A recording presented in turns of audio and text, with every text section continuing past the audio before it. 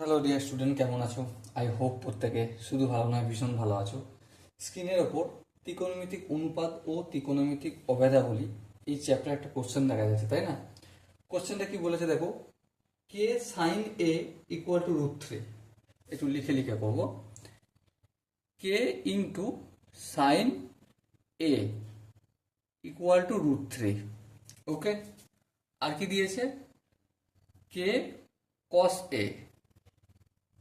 A equal to 1, যেখানে কে এর মান হচ্ছে 1-এর থেকে বড় এবং এর মান 0-র থেকে বড় এবং 90 ডিগ্রির থেকে ছোট। তাহলে কে ও এর মানটা আমাকে বের করতে হবে। কিসের মান? এর মান সমান কত আর কে এর মান সমান কত বের করতে হবে। ওকে, চলো শুরু করে দিই। দেখো, এই দুটো ইনফরমেশন আমরা পেয়েছি, সো এই দুটো ইনফরমেশনকে আমরা একটু কাজে লাগাবো।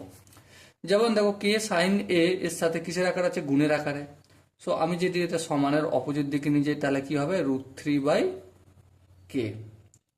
একইভাবে k into cos a equal to 1 আছে, তাহলে কস এ ইকুয়াল টু কি হবে?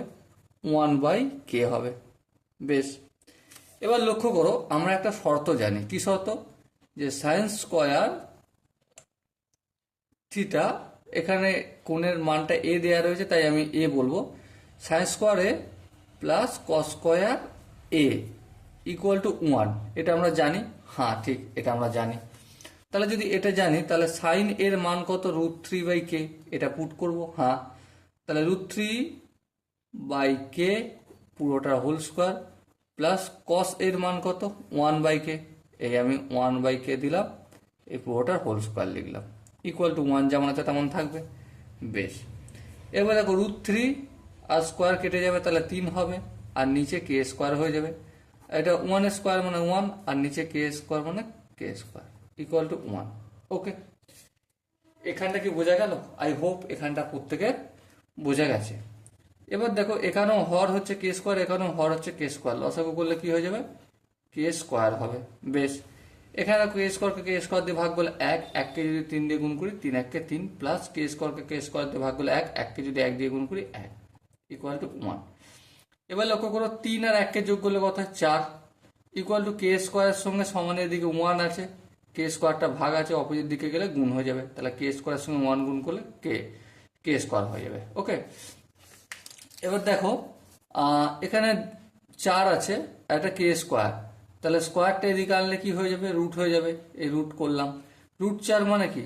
2, তাহলে প্লাস মাইনাস 2, তাহলে কে এর মানটা কত হলো?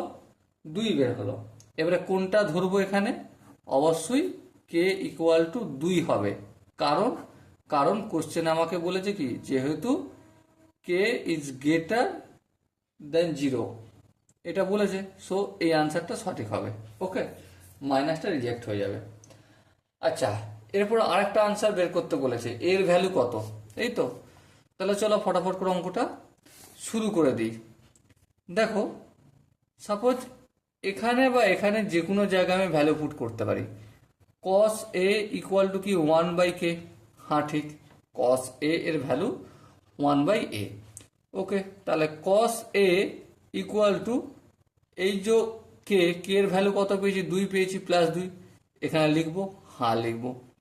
এবার আমাকে একটা কথা বলো, কস কত ডিগ্রির মান? হাফ। কস কত ডিগ্রির মান? হাফ। অবশ্যই কস 60 ডিগ্রির মান, তাহলে লিখবো কস a equal two cos 60 degree. ওকে, বোঝাতে পারলাম কি? আই হোপ বোঝাতে পারলাম। তাহলে এর মান কত হলো? 60 ডিগ্রি হবে।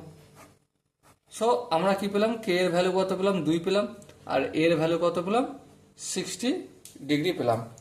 আই হোপ এই অঙ্কের প্রতিটা স্টেপ বোঝা গেছে। যদি কোনো স্টেপ বুঝতে অসুবিধা থাকে, ডাউট থাকে, কনফিউশন থাকে, তবে কি করতে হবে? কমেন্টে জানাতে হবে। ওকে, সো দেখা হচ্ছে পরবর্তী সেশনে। ততক্ষণ পর্যন্ত ভালো থেকো, সুস্থ থেকো এবং জয় হিন্দ।